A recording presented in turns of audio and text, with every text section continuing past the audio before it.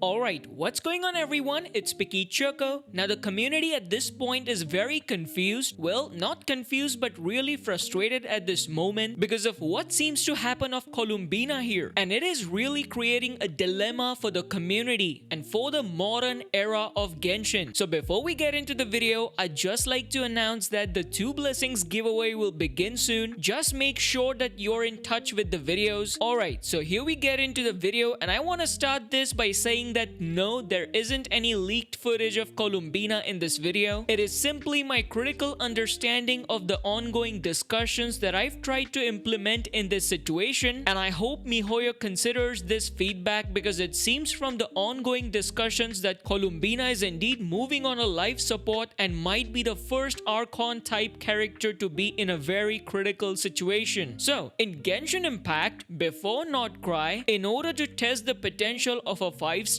we often compared them with the 4 stars so that the players get an idea as to how and what way the character is useful and whether or not it's optimal to get that character, which is a 5-star. But after Not Cry's arrival, 2 things have been changed. We got more characters and we got more reactions with advanced mechanics, and therefore now we have a new evaluation criteria. How many reactions can this character actually enable or trigger? This has become the main way players judge a character's potential now. Now you might be like, well, okay, Columbina is safe, right? Because she's Hydro, so Hydro can react with any other element to give Bloom, Bursion, Superconduct or something like that. Well, what if I say she's very exclusive and not compatible at the moment? Shocking, right? To be more appropriate, what if I say her version is considered as whole kit that's built entirely around lunar charge attacks, not normal charge attacks? So if this is the situation, that we cannot expect any Bloom, Bursion, burning reactions here. This puts her out as a very specific reaction unit, and that already raises a few concerns. Now reliable sources say Columbina feels like a variant of Inefa except the shield and normal charge attacks, which honestly makes her miss out on a lot of potential and damage tanking, which can clearly be detrimental in a long run. Now you may have a question, well, what about her passives and power? We don't care anything for now, but just want to see if her scaling helps her or not. Now there are actually 2 different speculated versions of Columbina's Ascension passive, the part of her kit that controls her lunar charge scaling. Version A gives her a big lunar damage boost, higher multipliers, and faster mechanic triggers, but version B is way weaker with only a 7% multiplier increase and a strange HP scaling that doesn't even fit her kit. So right now, even the testers are confused about which one is accurate. So to sum it up, Columbina right now, according to latest discussions, and the reason I'm reiterating this again and again, I hope you understand that. So right now, she's got low multipliers, a confusing kit identity, and a very restrictive mechanic that only nurtures lunar charge reactions. She basically works inside a tiny box, and that's what's frustrating people. Now you might be wondering, Picky, is there any way to help this out and will this be fixed? And the answer for that is yes and no. Yes, because this is just a beginning. HoYoverse is gonna modify the characters and test the values and the feedbacks, a big hopium here, and they can simply adjust her Ascension passive, improve her mechanic scaling, and get rid of that conflicting versions like version A or version B. Just unify them and Columbina instantly becomes smoother to play. But no, as long as she stays hard locked to lunar charge and doesn't get any real buffs like resistance shred or attack percentage, she will always feel niche compared to other modern 5 stars. So all we can do is hope for HoYoverse to give her complete justice, and I trust HoYoverse on this, and I hope they don't shatter my expectations, because I know for a fact that many people, including me in the community, have been saving for Columbina, not just from 6.2 but from 5.7. And actually, I wanted to know from you guys, what do you think HoYoverse approach to this situation should be, and what will be the end result of Columbina presented to players in 6.3? Do let me know in the comments. Now talking about the actual sort of calculated roadmap, so for 6.3, based on the tease HoYoverse has given us, a primary focus might be given to the combination of Not Cry, Fontaine, and Leeway characters, so chances of Albedo and likely, possibly very less, and the speculations have been updated to Nuvilet as most likely and Escoffier very likely. Now, for the placements, Columbina with Escoffier might as well be in the first half, following the regular pattern of 6.1 and 6.2, and then the 2 reruns in the second one. So absolutely crazy information, guys. Now 6.4, and here's where the real fun starts. And as for later speculations are concerned, it is highly indicated that the new region Nordcry will have some sort of connection with Liyue. And in order to explore that and to build the accurate storyline before we enter the actual region, which is rumored to be Dawnman Port, this seems to be a time for Varka's arrival. I know you might be thinking how Varka is related to Liyue. Don't worry, you'll get to know about that soon. All I can say right now is, trust me. And as for the reruns, characters like Skirk, Raiden Shogun, and Citlali are expected. Well, Skirk because of the rerun rule that is applied for every patch cycle. The same applies for Citlali, but for Raiden Shogun,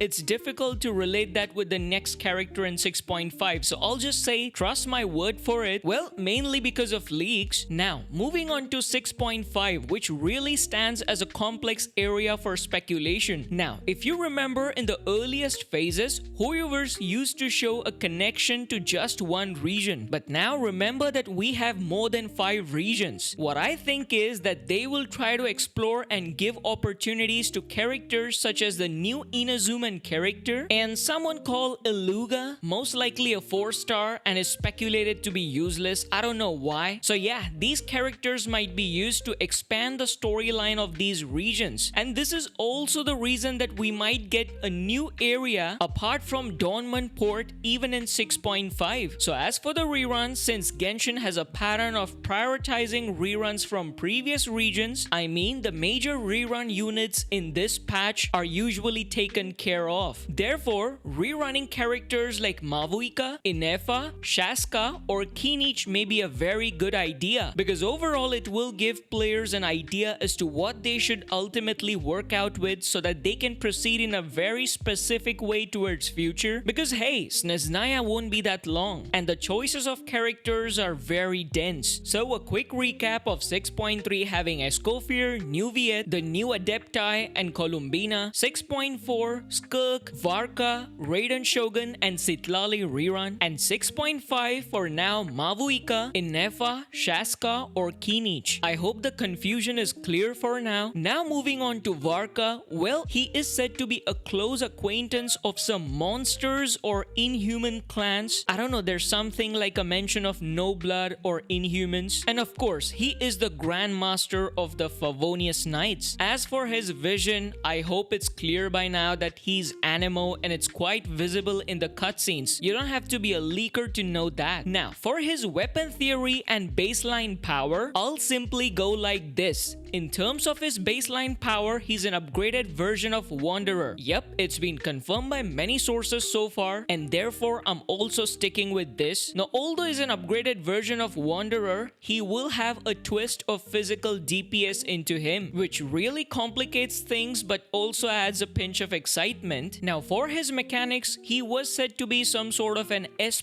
tier character. Now, I hate to be the bad guy, and trust me, I'm not, but I'm a little bit skeptical about this because of the things that are revolving around the fact that he doesn't play with lunar characters, including Columbina and White Horse. But on the other hand, he's compatible greatly with Durin. So given this complex info, I would wait for him. But honestly, I'll just say that if you're a player who loves to play with characters on the basis of their gameplay, a little bit patience will give you the best results. But if you're a player who loves the character more than the style, of course, no one is stopping you. After all, Varka is that legendary character for whom players have waited for 4+ years. So yeah, all the very best for your summons, and keep saving your Primo Gems. So thank you guys for watching. If you find this useful, please like the video and subscribe, and I'll see you in the next one. Until then, stay safe and stay picky.